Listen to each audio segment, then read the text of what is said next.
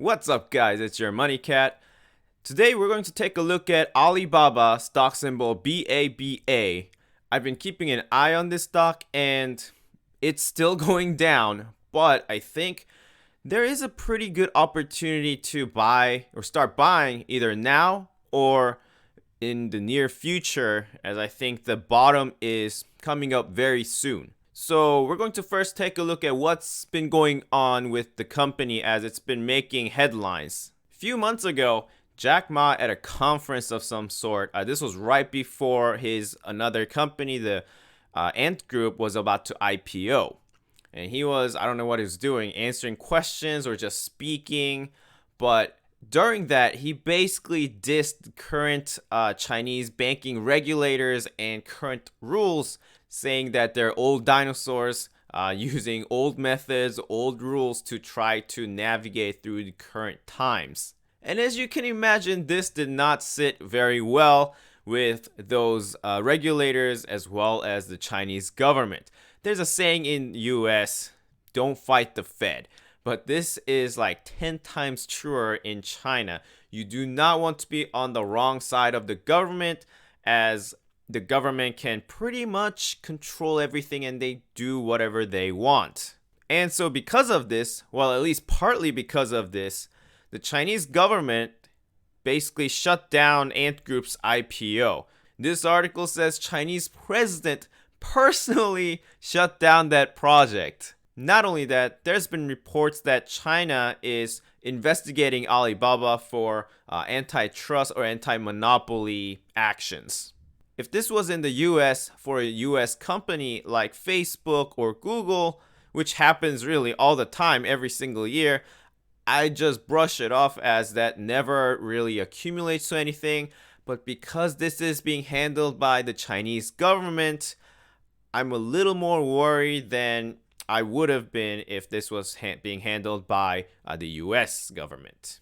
So through all this, Alibaba, after hitting all-time high at 319 and 32 in late October, it has fallen from high to low about 34%. Now the stock has bounced a little bit and it's in a little bit of consolidation, but even still, it is at pretty much nearly minus 30%. And now we're going to try to figure out if and when Alibaba can recover from the current downward trend. This is the 180 days 4-hour time frame chart for Alibaba, and on this time frame, it really doesn't look good. After this massive drop right here, the MACD has recovered actually, and RSI has recovered as well to kind of neutral zone. But the price really hasn't recovered at all. It's holding a local support level around 226, but seeing how the MACD has recovered a lot, RSI has recovered a lot, without the price actually going up that much, I can sort of expect a further drop in the price, as well as this descending triangle pattern, which is usually bearish at the end of its pattern. Not only that, during these bounces, the stock has failed to make higher highs. It's actually very slightly making lower highs, which further indicates weakness by the stock. So at least for the short term, I'm actually more leaning towards the price going down even farther. Now let's look at the 1-year daily chart. It still doesn't look great, but it doesn't look as bad as the 180-day chart. So it's still headed downward. We are held down by this diagonal downtrend trend line. But if we look at the RSI, yes, it did bounce up, but it's still hanging around in that low region where it's closer to oversold area. And if you look at the MACD, it's pretty much at its lowest it's been. And at least for now, it looks like there might be a MACD crossover, which could signal a reversal in trend. So when the MACD crosses over, and that's a true reversal, then I would expect the price to break to the upside at the end of this descending triangle pattern, nullifying this downward trend line. If that happens, there are a couple checkpoints for potential resistances. The first one is a little less than 260, right about here. That's where previous support was, as well as it'll be filling up the gap. The second checkpoint would be around 280, and again, that would be filling up this gap as well as this resistance right here when the price bounced. This potential for MACD crossover is why I started a small position.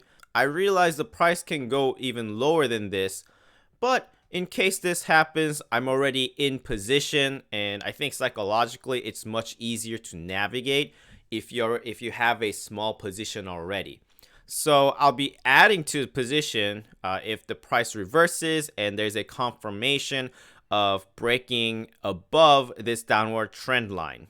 On the downside, there's also a price point where I'll be adding to my position, and that price point is marked by this trend line right here. To reach that price line, the price would have to drop another 10% or so.